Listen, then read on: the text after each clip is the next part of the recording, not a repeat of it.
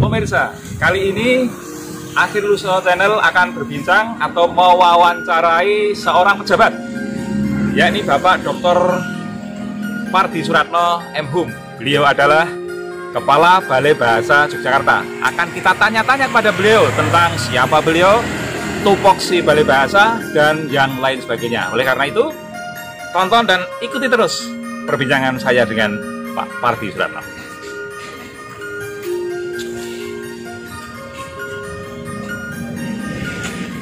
Baik, Bapak Dr.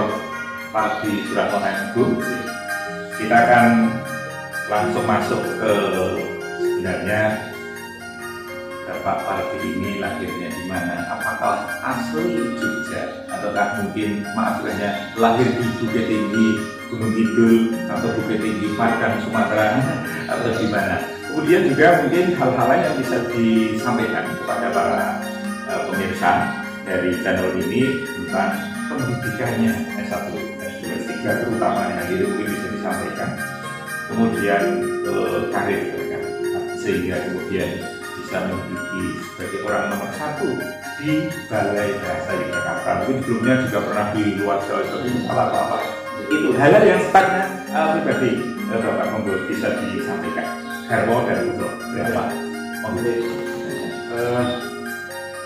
Terima kasih. Assalamualaikum warahmatullahi wabarakatuh. Waalaikumsalam. Saya begini Bapak, tumpang punten sebelum ke itu bisa membaca di guritan terlebih dahulu. Oh, siap. Gitu. Ya. Ini kebetulan kami sudah menyiapkan di guritan. Oh iya, siap. Bisa saya baca ini. Gurit kagem Mas Didi Kempot. Senajan wis ginaris ananging lungamu kaya ngendar ati. Tanyono ora jimpe. Cepet suwanmu mringyang maha kuwasa. Tanduran parimu wis ngombro-ombro ananging aku gumun isih ana warta wak kang tundone apik kang mbok tandur inales suketeki halus dodo setunggal malih Setunggal ya mangke kang di panutup. Monggo barangkali ya bisa diberikan. Ya, para pendengar yang berbahagia, Pendengar dan pemirsa. saya berbahagia. Saya Dr. Pardi Suratno M.Hum. Kalau tadi ditanya saya lahir di mana, saya lahir di Karanganyar, di tepatnya di Gatiwarno, Matese Jawa Tengah, tempat makam Pak Harto dan Putri Soeharto itu kecamatan saya. Lalu pendidikan saya itu pada saat ketika lulus SD itu tidak disekolahkan oleh bapak saya. Oh, pada lulus SD? Ya, jadi kalau saya sampai menangis itu, akhirnya di desa itu muncul SMP desa gitu. Saya setelah jelang 1 semester saya ikut masuk. SMP desa itu SMP desa. Belum pakai sepatu, belum masih nyeker gitu. Alhamdulillah ketika semester 1 itu saya ketika mengikuti cerdas cermat itu saya ranking 1 di tingkat kecamatan. Lalu sekolah saya juga ranking 1. Lah setelah itu bapak saya, ibu saya bertekad menyekolahkan saya. Makanya saya lulus SMP, lalu saya melanjutkan ke SPG Negeri Surakarta. Ketika itu bisa masuk SPG itu suatu prestasi yang luar biasa. Ketika lulus SPG, saya melanjutkan studi ke UNS, ke Sastra, ke Fakultas Sastra UNS. Sastra Jawa UNS, Sastra Daerah namanya. Sastra Daerah UNS. Kemudian saya lulus bekerja di Balai Bahasa Yogyakarta. Oh, langsung di tahun 90. Ya, setelah saya di sini ada kesempatan untuk S2.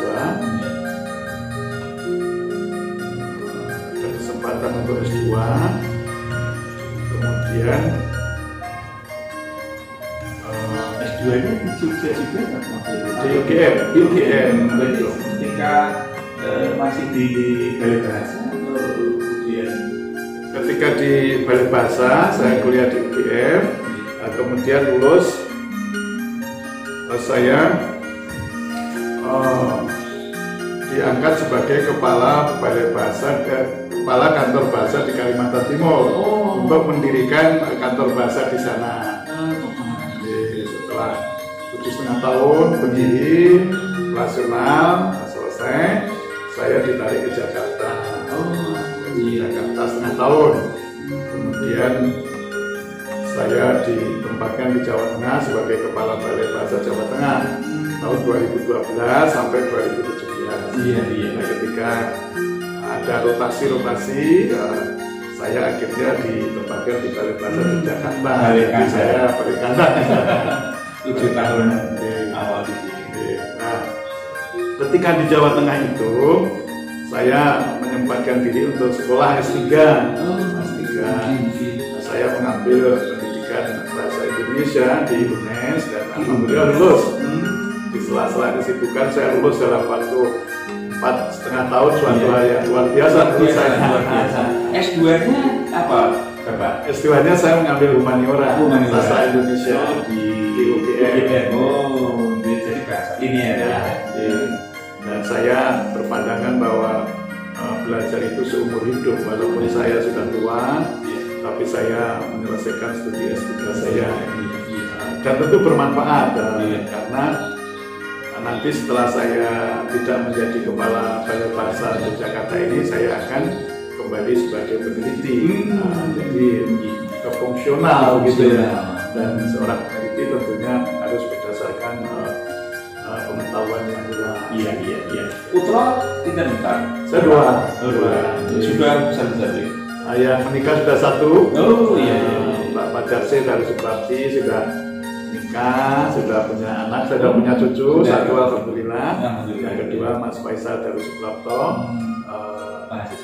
sudah selesai, sudah selesai kuliah. Semuanya kuliah di Jogja, kedua putra. Mbak Pajar di Jogja, Mas Faisal di Semarang, karena ketika itu ikut saya ketika saya di Semarang. Iya. Istri dan rumah sekarang di Jogja atau di Semarang? Nah, istri di Jogja karena istri seorang kepala sekolah di Jogja, kemudian rumah tetap di Jogja. Ketika saya di Semarang, rumah pun di Jogja. Jadi saya menempati rumah dinas. Di Semarang tidak ada rumah dinas, saya beli rumah kecil-kecilan. Setelah saya pindah ke Jogja, rumah itu saya jual. Baik, Bapak Pardi Suratno, Dr. Pardi Suratno MHum.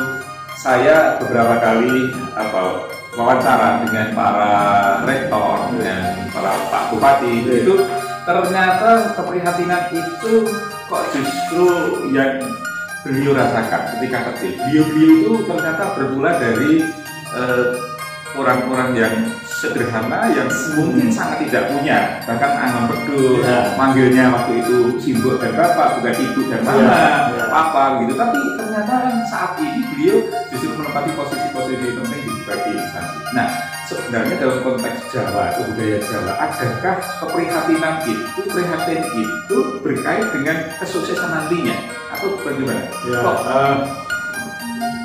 Kalau dikatakan ada. Ya, jadi saya itu memang seperti itu ya, dari keluarga yang tidak mampu, memanggil bapak juga Pak dan simbol. Dan saya ketika kuliah itu jalan kaki, istilahnya dari rumah ke tempat bus itu jalan kaki, kemudian naik bus sampai dari Karanganyar ke UNS itu naik bus gitu. Setelah pulang kuliah ya saya ngarit gitu, ngarit dari rumput gitu. Kemudian untuk mencari tambahan uang kuliah, katakanlah saya ya buruh macul, buruh buku, tapi sawahnya putih-putih saya gitu, sekedar untuk latihan. Kalau ini tadi ada kan unen-unen dalam bahasa Jawa yang kemudian bisa memacu seseorang itu bisa sukses gitu. Umpamanya unen-unen atau mungkin tembang atau apalah, umpamanya ilmu itu pelakar dari kandil laku dan sebagainya. Itu adakah yang lain umpamanya gitu? Wong prihatin sing kuwi bakal mulya atau apalah gitu. Ya, nanti. Kenapa? Ada. Yang di Gusti Rasane dulunya Pak Tisratan ya, dari Gusti Rasane itu artinya seorang yang dalam konteks ini ya, orang yang berusaha sungguh-sungguh, disiplin, kerja keras itu pasti akan diperhatikan oleh Gusti Allah. Jadi ini yang mendasari saya untuk belajar dan belajar. Iya. Bahkan orang tua saya itu ketika nganam ploso itu, dia selalu mendoakan anaknya, moga-moga anakku besok jadi uang gitu lah. Jadi uang. Walaupun sebenarnya dulu sudah uang tapi uang yang berarti uang kiai ya. Jadi pejabat atau jadi itu kaitannya dengan begini ya. Kalau kita pada hari raya itu sungkem pada orang tua itu kan begini, muga-muga pengistoni, muga-muga kowe dadi wong sing dadi pengayomane sanak sedulur gitu loh. Itu sukses itu kalau sudah bisa menjadi pengayomane sanak sedulur. Kalau dalam cerita wayang paling payung marang wong kang kudanan, paling sandang marang wong kang kawudan, paling tangan marang wong kang kaluwen. Itu kan semacam itu prinsip dari pengayoman sanak sedulur. Untuk menjadi pengayoman sanak sedulur itu kita hendaknya menjadi orang yang sukses. Ya, punya ilmu, bisa menasihati, punya rezeki, bisa membantu. Nah, itu yang saya pegang selama ini. Jadi ketika sungkem itu adalah saat yang sakral menurut saya. Sampai sekarang saya kalau Idul Fitri itu istri, anak, teman pun duduk lalu sungkem pada saya. Jadi gitu. Lajeng kalau ini kan dikontekskan dengan anak muda zaman sekarang kan ini, apakah karena kita itu hidup di kota gitu sehingga mungkin anak-anak zaman sekarang sepertinya menurut penglihatan saja loh ini, penglihatan saya itu lebih enak dari orang-orang zaman dulu, atau sebenarnya anak-anak zaman sekarang sebenarnya juga sama, hanya di zaman yang berbeda, teknologinya sudah maju dan lain sebagainya. Sebenarnya etos kerja anak-anak muda itu sebenarnya juga sama dengan masa kecil, masa muda kita itu. Gimana melihat hal ini antara anak muda zaman sekarang dan dulu? Ya, saya sependapat dengan penjenengan Mas Akil. Sebenarnya secara substansi sama. Anak-anak harus membekali diri dengan sungguh-sungguh untuk menjadi orang yang bisa survive ketika bersaing gitu. Nah, anak-anak sekarang juga harus seperti itu. Kalau ingin menjadi anak yang bermutu, anak yang berhasil, harus semangat belajarnya harus tinggi, bahkan lebih tinggi dibanding kita dulu ya, karena persaingannya luar biasa. Nah, misalnya seseorang harus mempelajari teknologi, misalnya internet lah. Kalau anak sekarang tidak mengetahui internet, ya dia pasti akan ketinggalan karena semuanya aplikasi, sekolah aplikasi, melamar pekerjaan aplikasi, semuanya seperti itu. Jadi tantangannya lebih berat. Malah lebih berat sekarang. Berat zaman sekarang kalau saya melihat. Betul. Jadi hanya ada istilahnya transformasi. Kalau dulu kita belajarnya ya sergap, tapi sergap ukuran tempo dulu. Betul. Nah, sekarang tidak hanya sergap tapi harus cerdas. Ya, atau ini kan zaman dulu itu ketika mau masuk ke negeri itu saingannya lebih mudah juga. Sekarang umpamanya mau masuk lowongannya satu ya masuk ribuan gitu. Kalau dulu seperti saya paling bersaing hanya satu banding satu atau satu banding dua gitu. Bahkan konon menurut orang-orang tempo dulu malah banyak yang nggak mau juga jadi pegawai negeri atau masuknya mudah gitu ya tadi. Kalau saingannya banyak. Betul. Jadi begitu. Kalau dulu kan karena orangnya sedikit sehingga persaingannya kecil. Sekarang orangnya banyak dan yang perlu disadari bahwa fasilitas yang diberikan kepada pegawai sekarang cukup baik dibanding tempo dulu, sehingga anak-anak muda juga tertarik untuk menjadi pegawai negeri gitu karena memang fasilitas yang diberikan cukup baik, sama dengan katakanlah perusahaan-perusahaan yang dikelola oleh swasta. Jadi ingat ada saya. Baik pemirsa, kita akan hentikan terlebih dahulu perbincangan saya dengan Bapak Dr. Parsi Suratno M.Hu, Kepala Balai Bahasa Daerah Istimewa Yogyakarta. Kita akan lanjutkan saat lagi.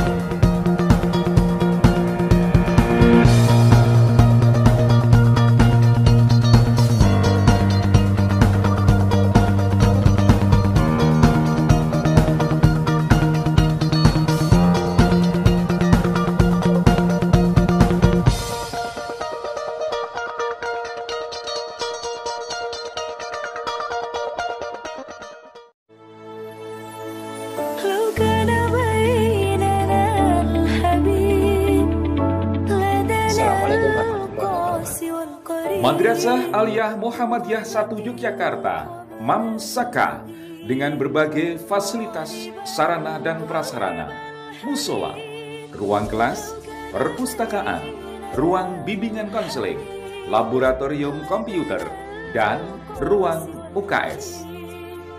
Dengan staf dan pengajar yang hebat, Rosidul Anwar, Kepala Madrasah dan Guru Mapel SKI, Nadia, Waka Sarana Prasarana dan Guru Mapel Sosiologi dan Antropologi, Dwiyani, Waka Kurikulum dan Guru Mapel Ekonomi, Yuni Astuti, Guru Mapel Sejarah, Herni Suryantari, Bendahara Madrasah dan Guru Mapel Bahasa Jawa dan Akuntansi, Sugesti, Guru Mapel Geografi dan PKN, Sri Sulastini, Kepala Perpus dan Guru Mapel Bahasa Indonesia, Wartina, Guru Mapel Prakarya, Siti Mabruroh, Guru Mapel Matematika, Purwanti Idamaningsih, Guru Mapel Bahasa Indonesia, Vivi Fitriawati, Wakahumas dan Guru Mapel Bahasa Inggris, Budi Rahayu,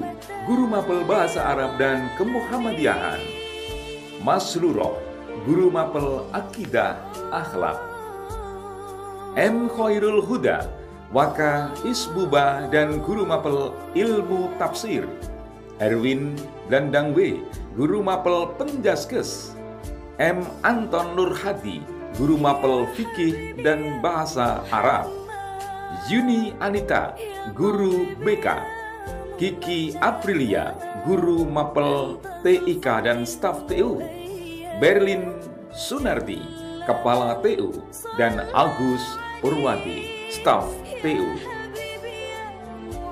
MAMSAKA Yogyakarta dilengkapi pula dengan galeri kegiatan siswa, karnaval budaya, milad Muhammadiyah, studi wisata, siaran live radio, dan ekstra kurikuler, juga kegiatan-kegiatan yang tidak kalah menarik lainnya.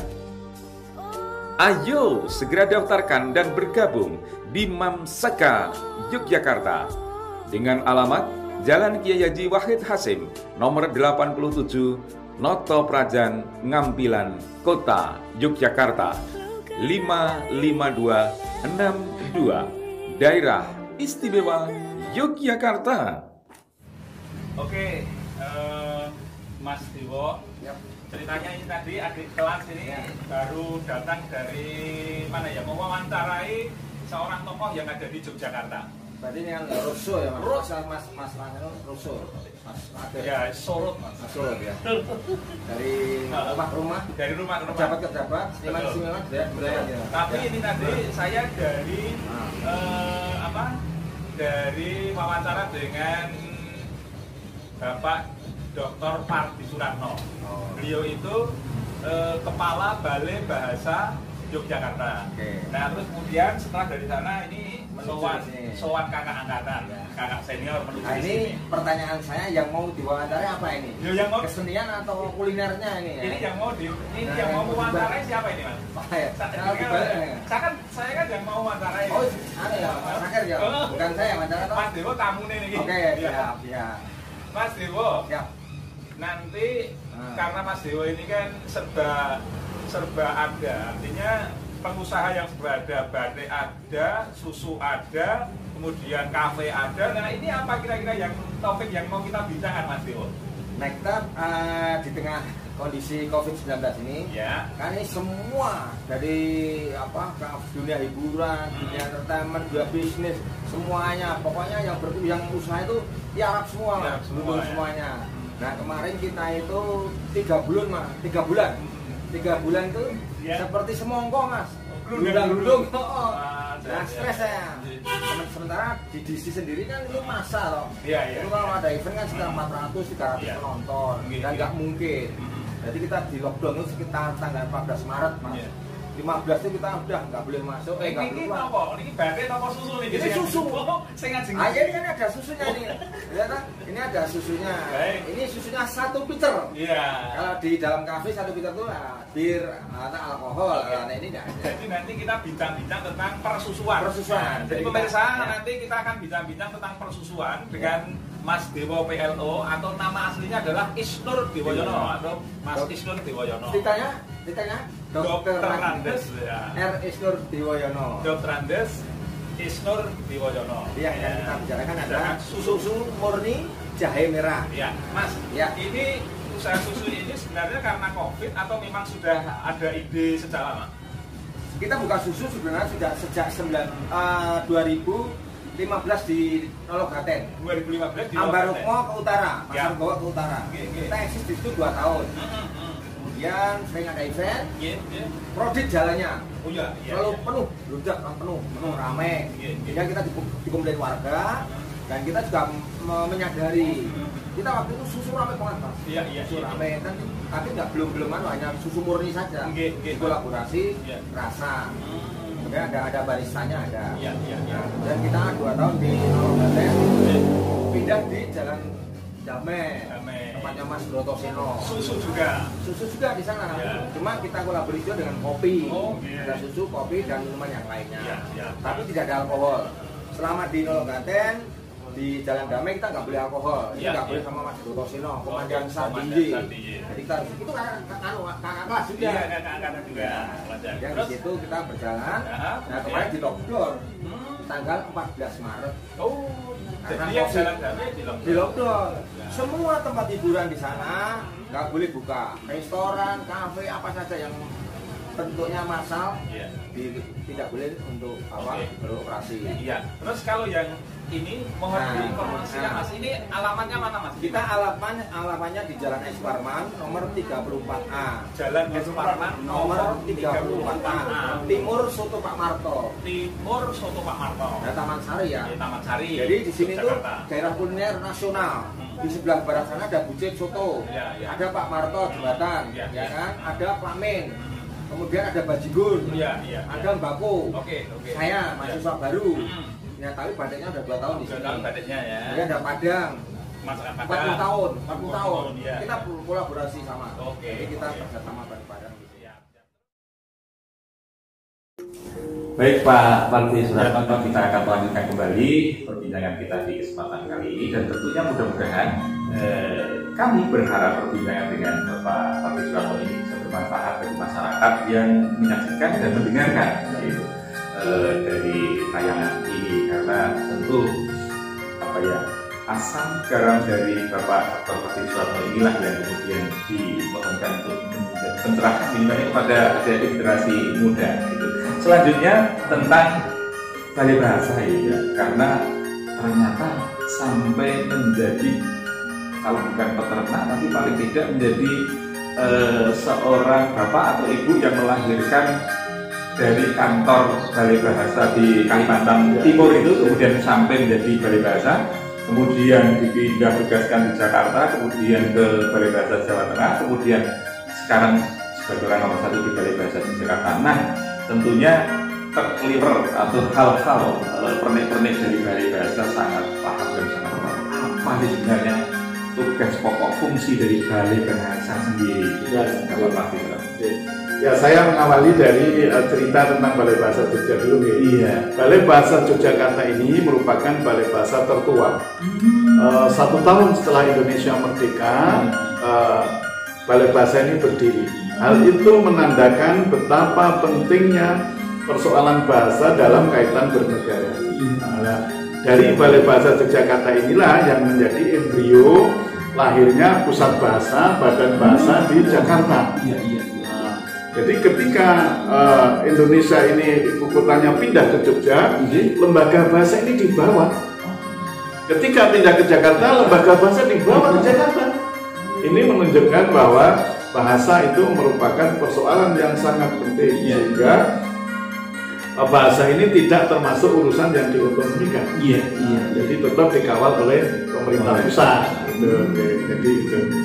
Jadi tahun 46, 47 itu. 46 itu rencana pendirian, 47 bulan Februari itu pendiriannya. Mohon maaf Pak, kalau sekarang ini di Indonesia ada berapa balai bahasa atau sudah sesuai provinsi di Indonesia atau mungkin ada 30 balai bahasa kantor bahasa. Masih ada provinsi-provinsi baru yang belum ada balai bahasanya. Misalnya provinsi Sulawesi Barat, provinsi Papua Barat, itu Kalimantan Utara, itu belum ada. Kalau yang lain sudah ada, dan ini menandakan keseriusan pemerintah dalam penanganan bahasa. Jadi itu bahasa tidak termasuk urusan yang diotonomikan. Dan terkait dengan tupoksi, Balai Bahasa ini memiliki beberapa tugas dan fungsi. Yang pertama adalah melakukan penelitian atau pengkajian masalah bahasa dan sastra Indonesia dan daerah. Nah, bahasa itu diteliti dalam rangka untuk pengembangan. Kedua, melakukan pemetaan bahasa, kemudian melakukan pemasyarakatan bahasa dan sastra. Pemasyarakatan karena bahasa itu perlu pembinaan. Karena sebagai bahasa negara itu kan perlu dibina. Masyarakatnya dibina agar terjadi standarisasi bahasa. Jadi bahasa yang dibinakan ini adalah bahasa yang standar agar terjadi kesamaan pandangan penggunaan bahasa di Aceh dengan penggunaan bahasa di Papua. Tidak ada perbedaan pemahaman gitu. Jadi intinya begitulah. Pelaksanaan ini diterapkan dalam beberapa kebijakan, misalnya ada penyuluhan bahasa, ada penyuluhan sastra, ada pelayanan saksi ahli bahasa, gitu.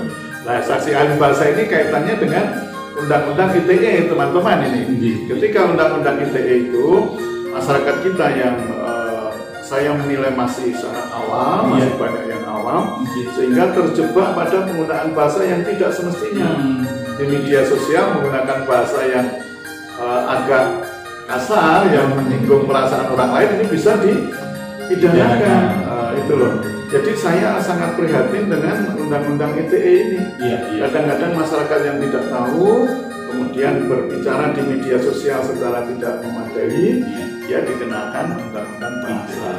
Kami berusaha untuk menjelaskan itu dalam konteks untuk mencerahkan masyarakat, dan kami juga memberikan penyuluhan kepada masyarakat, penataran kepada masyarakat tentang kehati-hatian menggunakan bahasa di media sosial. Gitu.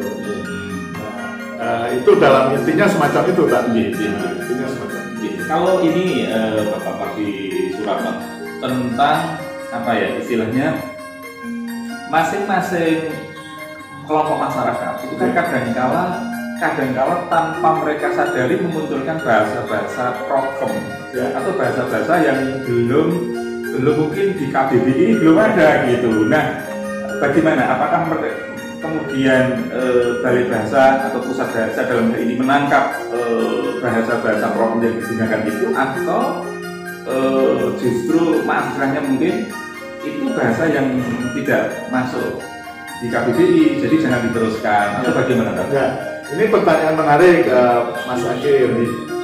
KBBI itu sekarang memuat bahasa-bahasa itu. Jadi masuk pada terbitan terakhir ini, masuk dengan arti KBBI itu akan merangkum, mewadahi semua kehidupan bahasa yang ada di Indonesia. Terkait dengan pembinaan bahasa itu cukup untuk diketahui, bahasa program cukup untuk diketahui, dan itu sebagai bentuk ya kekayaan berbahasa. Kekayaan berbahasa. Sementara yang disampaikan kepada masyarakat itu adalah bahasa yang standar. Nah, inilah fungsinya pembinaan bahasa itu, mensosialisasikan penggunaan bahasa yang standar. Nah, sementara bahasa program ini kita wadahi di Kamus Besar Bahasa Indonesia sebagai kekayaan. Karena jumlahnya cukup banyak juga. Jadi itu bahasa-bahasa resmi kenegaraan beda. Misalnya gini, kalau Mbak ini kan biasa lu gue kan? Iya, biasa. Tapi kalau berhadapan dengan saya, kalau sudah berhadapan dengan saya nggak mungkin kan? Akan menggunakan kata bapak. Jadi otomatis bahasa program, bahasa gaul ini digunakan di tempat yang sifatnya santai. Dan kalau sudah masuk pada lingkungan yang formal, yang menggunakan bahasa formal, bahasa standar, bahasa resmi, itu otomatis begitu. Bahasa laporan pasti resmi. Tidak menggunakan bahasa-bahasa yang Kalau Balai Bahasa sendiri media untuk sosialisasi selain sepertinya ada namanya Duta Museum. Bagi pemilihan Duta Museum. Duta Bahasa. Duta Bahasa apa Duta Museum? Maaf. Menjadi Duta Bahasa. Nah, itu apakah sebagai di seluruh Indonesia ada, dan itu sebagai wujud juga untuk mensosialisasikan bahasa ke masyarakat?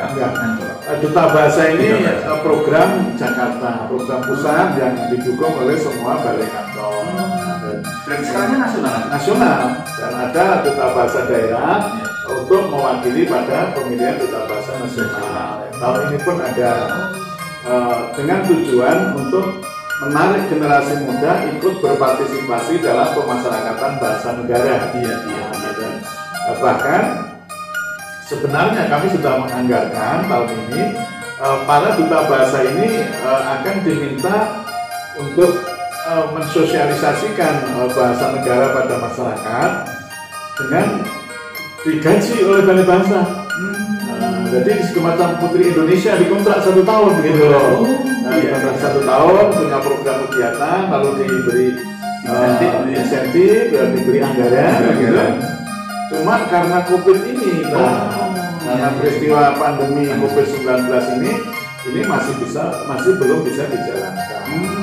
Jadi 2021 yang tetap mau diadakan. Mau diadakan. Ini pelaksanaannya tetap diadakan 2020, tapi program kepada masyarakat ini yang mungkin ditunda karena kita tidak bisa bertemu masyarakat. Kalau pemilihannya Duta Bahasa diadakan hanya sistem daring.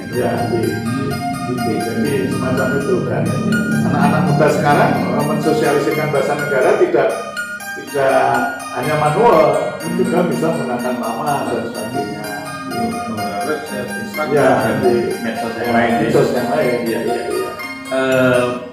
Bapak Hardi Suratno, kalau menghadapi masyarakat yang menggunakan bahasa tumpang tindih, termasuk saya barangkali juga ketika di masyarakat menggunakan bahasa yang kurang pas, itu sebagai kiai atau orang bahasa bagaimana sih? Atau prosone itu ingin membenarkan, atau setelah mereka action nanti ditarik kemudian untuk diberi masukan, atau risih atau bagaimana?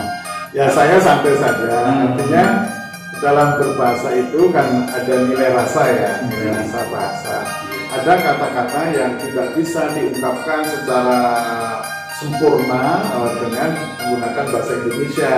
Misalnya lalu kita juga menggunakan bahasa Jawa. Jadi kami nggak masalah, ini kan bahasa lisan. Sementara pembinaan itu cenderung pada bahasa tulis. Kalau dalam bahasa tulis kan nggak mungkin ada sisipan-sisipan kata-kata daerah. Tapi kalau dalam pertemuan semacam ini masih bisa sangat dipahami. Ngobrol yang ringan dan sebagainya tentu sah-sah saja. Sah-sah saja.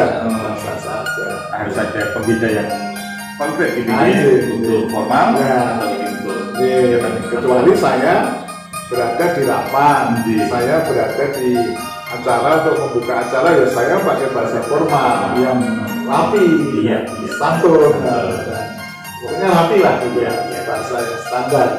Kalau pertemuan begini ya kita santai. Bapak Parti Suratno kan sudah kemana-mana ini pindah-pindah tugasnya dan juga mungkin jadi ASN, berarti sudah hampir 30 tahun, sudah hampir 30 tahun, bahkan sudah 34 ini kalau tahun 90. Nah, suka dukanya baik dulu ketika masih menjadi staf maupun saat ini ketika memimpin, suka dukanya Pak Taryo atau bekerja di Balai Bahasa sebagai paling tidak aparatur yang memang berhak dan memiliki kewenangan untuk bertanggung jawab terhadap kebahasaan yang ada di Indonesia atau daerah. Ya, kalau dibilang suka dan duka, hampir-hampir saya tidak pernah punya duka ya, karena saya menikmati pekerjaan. Artinya saya bekerja sungguh-sungguh, saya bekerja dengan baik untuk mempertanggungjawabkan gaji yang saya terima. Itu prinsip bagi saya. Jadi saya bekerja tanpa dilihat orang. Misalnya nggak penting bagi saya orang melihat pekerjaan saya, nggak penting. Saya datang tepat waktu, saya pulang tepat waktu, bahkan melebihi jam kerja untuk mempertanggungjawabkan gaji saya. Itu prinsip bagi orang seperti saya ya. Lalu ya kalau sedikit suka duka, dukanya itu ketika kita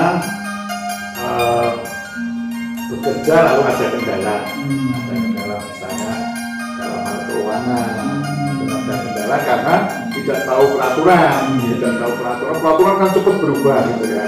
Nah, kalau ada kendala sedikit ya wajar. Tapi secara umum saya hampir tidak punya masalah. Jadi menikmati pekerjaan. Saya walaupun saya orang Jawa ya Mas, saya berprinsip seperti orang Eropa yang berpikir bahwa bekerja untuk pekerjaan, bukan bekerja untuk orang, tapi bekerja untuk pekerjaannya. Jadi dengan segala kekurangannya, tentu saya sangat bangga bekerja sebagai orang bahasa dan apalagi seorang sastra ya, bekerja di sastra ini kami bisa mengembangkan ilmu kita secara sangat elegan, sangat puas. Kita bisa bicara apa saja tentang sastra, bisa bicara politik, bisa bicara ekonomi, bisa bicara hukum, bisa bicara sosial dan lain sebagainya. Lalu yang biasa nanti dia sastra. Terus kalau ini Bapak tentang apa ya? Tadi saya mau bertanya tentang apa? Mungkin pemirsa ada pertanyaan, nanti aja kita tunda dulu ya. Pertanyaannya kita tunda untuk ke segmen berikutnya. Karena itu silakan teman-teman yang mau melanjutkan acara ini.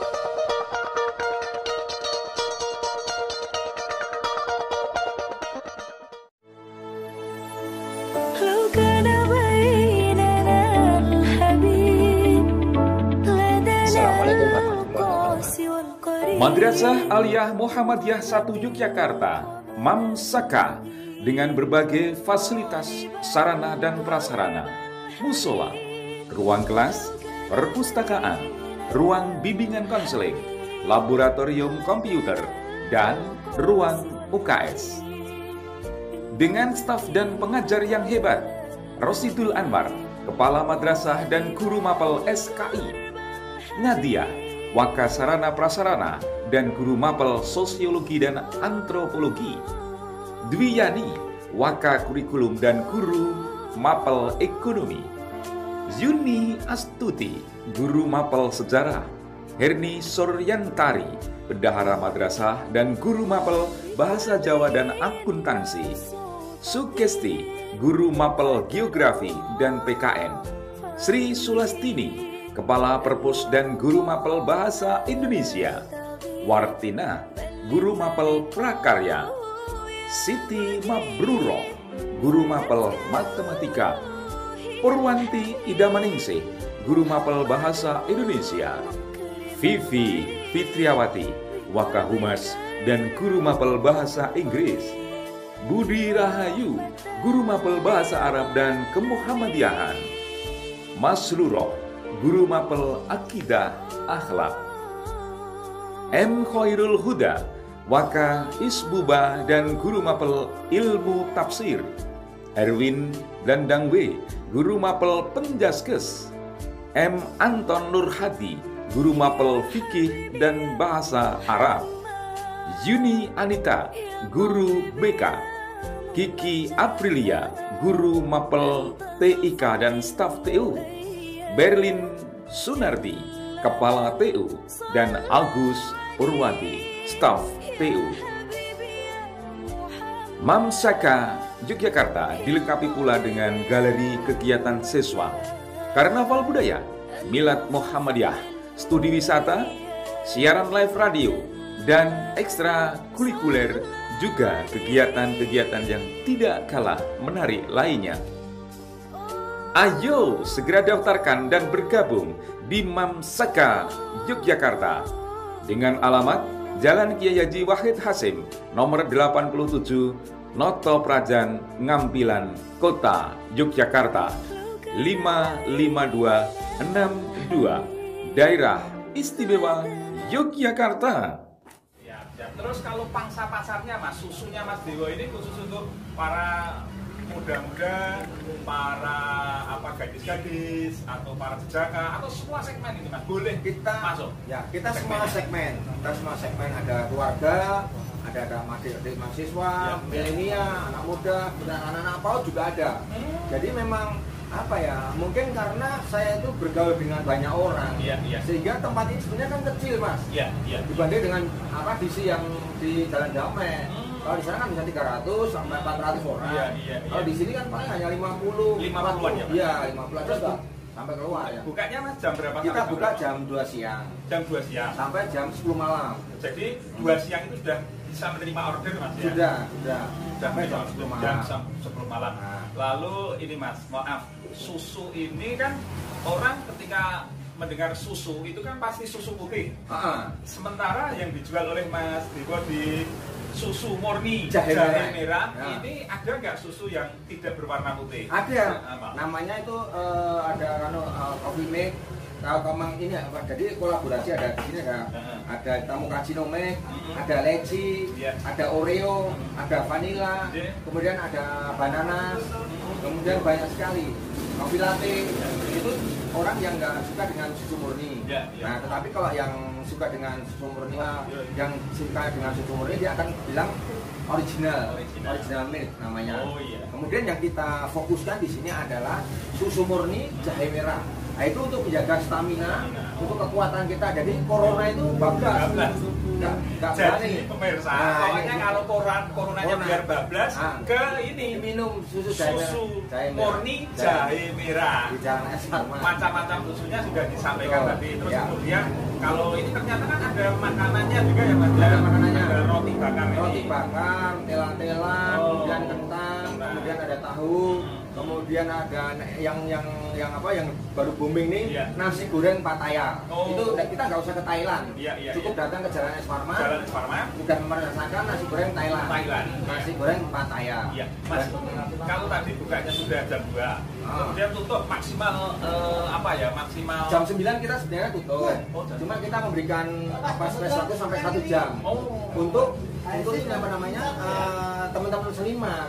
Ini tadinya itu kita sistemnya hanya Mas, ketika COVID ini kita hanya beli tamu pelanggan beli langsung bawa pulang pakai botol. Nah, pakai botol. Nah, ini botolnya dibawa pulang. Kemudian ini yang rasa untuk membedakan. Ini yang susu jahe merah. Ini yang rasa, kemudian rasa merek, kemudian ada rasa green tea. Ini untuk rasanya gitu ya. Untuk membedakan aja. Botolnya seperti ini. Botolnya seperti ini. Kemudian kalau yang jahe merah seperti ini. Ya. Isinya nggak jauh beda sama Mas. Ya. Terus tutup jam 9 itu tadi. Itu karena selama masa pandemi ini atau seterusnya Mas nanti? Selama masa pandemi kita masih mengikuti protokol kesehatan. Maka ini kita setiap meja ada ininya, wajib. Kemudian jaga jarak tetap wajib. Kita satu ya ini karena ini 1 meter ya. Kemudian pakai masker. Masker saya nggak apa-apa. Kita kan sorting ya. Nah, ini yang paling penting kan ini kita nyiapin semua meja ada. Dan kemudian untuk yang diminum di sini pakai ini Mas. Nah, tapi jangan lihat ini loh, ini kan jangan dilihat loh ya. Jangan usah lihat, ini tutup. Ini tutupnya buat ngangkat ya. Karena orang akan berapresiasi atau menginterpretasi yang lain. Kita fokus ke susu ya. Oke. Nah, pakai gelasnya ini Mas, diminum. Ini diminum pakai gelas ini, kemudian dibawa pulang pakai botol. Maaf Mas. Harganya juga Mas, harganya sangat murah sekali, cuma 10.000 kok Mas. Padahal harga susu kan per liternya 8.000, botolnya 2,5, stikernya 500. Kalau dikumpulkan kita dapatnya cuma minim, tapi bukan itu tujuan kita. Tujuan kita adalah mensehatkan masyarakat dan memasyarakatkan supaya masyarakat sehat. Ya, kawan-kawan, saya akan membacakan sebuah keguritan. Mohon bisa dinikmati. Ngimpi dalan alus kang ndak liwati kaya kiwa tengen asri pepais warna ijo ing brang wetan sunar sang Bagaskara cemlorot ireng lor ngadeg gagah perkoso wedi agni sadengan papan kami tontonake swasana panjang apunjung pasir ukir gemah ripah tata tentrem kerta raharja samukalir kang cinawuk gaduk pindane suket godhong dadi rewan anyampar anyandung samukalir sing milanggoni gawe jenjem lan konjeming ati asri edi lan peni prokawula samya sayuk rukun sayek saeka kapti legeng brengengen suraing jalma muncalaken renaning kalbu impi.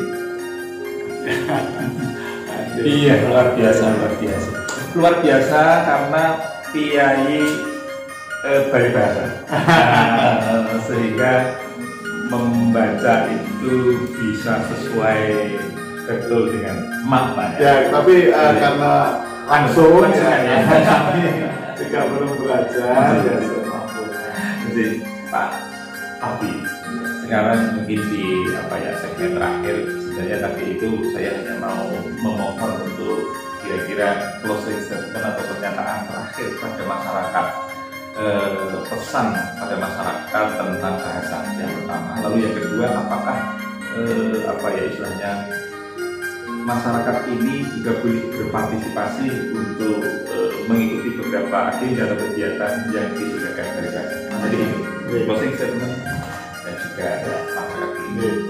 Ya, saya berharap para warga, para masyarakat menggunakan bahasa Indonesia secara baik, secara santun dan secara benar, agar tidak terjebak pada penggunaan bahasa, terutama bahasa media sosial yang bisa berimplikasi dengan hukum. Dan jangan lupa bahasa itu adalah identitas nasional kita. bahasa adalah NKRI, bahasa adalah citra bangsa Indonesia. Kemudian yang kedua tadi, kalau saya diminta apakah masyarakat bisa berpartisipasi, saya mengharapkan masyarakat dapat berpartisipasi mengikuti kegiatan-kegiatan Balai Bahasa, bahkan bisa memberikan masukan-masukan, kritikan-kritikan agar Balai Bahasa ini bisa menjalankan tugasnya dengan baik. Misalnya ada penggunaan bahasa yang kurang memadai, tolong disampaikan ke kami. Ada Pak Akhir Usono ya, jadi kami memang tidak bisa bekerja tanpa masyarakat, saling membantu satu dengan yang lain, Balai Bahasa dengan masyarakat. Saya kira gitu komentar saya. Terima kasih, kalau ada kekurangan yang mohon dimaafkan. Sukses selalu untuk Anda semua. Selamat bekerja. Assalamualaikum warahmatullahi wabarakatuh. Pemirsa, itu tadi hasil perbincangan saya dengan Bapak Dr. Pardi Suratno MHum, Kepala Balai Bahasa Yogyakarta. Mudah-mudahan bisa bermanfaat perbincangan yang sudah saya lakukan. Kita berjumpa, sampai jumpa.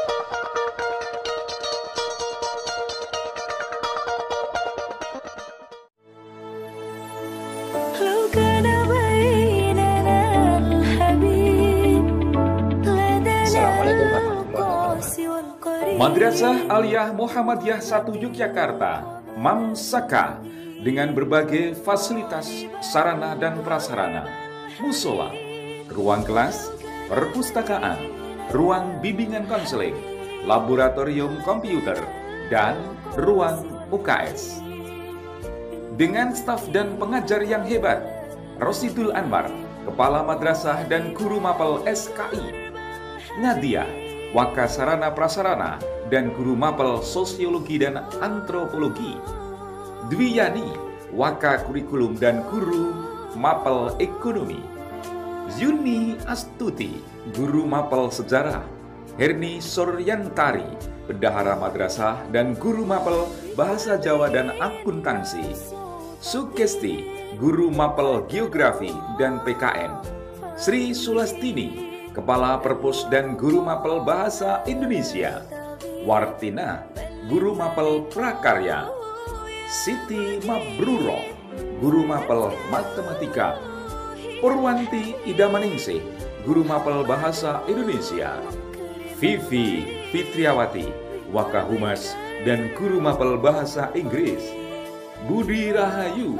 Guru Mapel Bahasa Arab dan Kemuhammadiyahan, Masruroh, Guru Mapel Akidah Akhlak, M. Khairul Huda, Waka Isbuba dan Guru Mapel Ilmu Tafsir, Erwin Dandangwe, Guru Mapel Penjaskes, M. Anton Nurhadi, guru mapel fikih dan bahasa Arab. Yuni Anita, guru BK.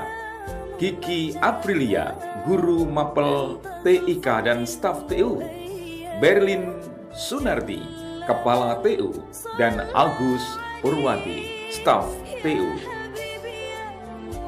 Mamsaka Yogyakarta dilengkapi pula dengan galeri kegiatan siswa, karnaval budaya, milad Muhammadiyah, studi wisata, siaran live radio, dan ekstra kurikuler, juga kegiatan-kegiatan yang tidak kalah menarik lainnya. Ayo segera daftarkan dan bergabung di Mamsaka Yogyakarta dengan alamat Jalan Kiai Haji Wahid Hasim, nomor 87, Noto Prajan, Ngampilan, Kota Yogyakarta, 55262, Daerah Istimewa Yogyakarta. Mas, ini kan harga benar-benar memang sangat terjangkau.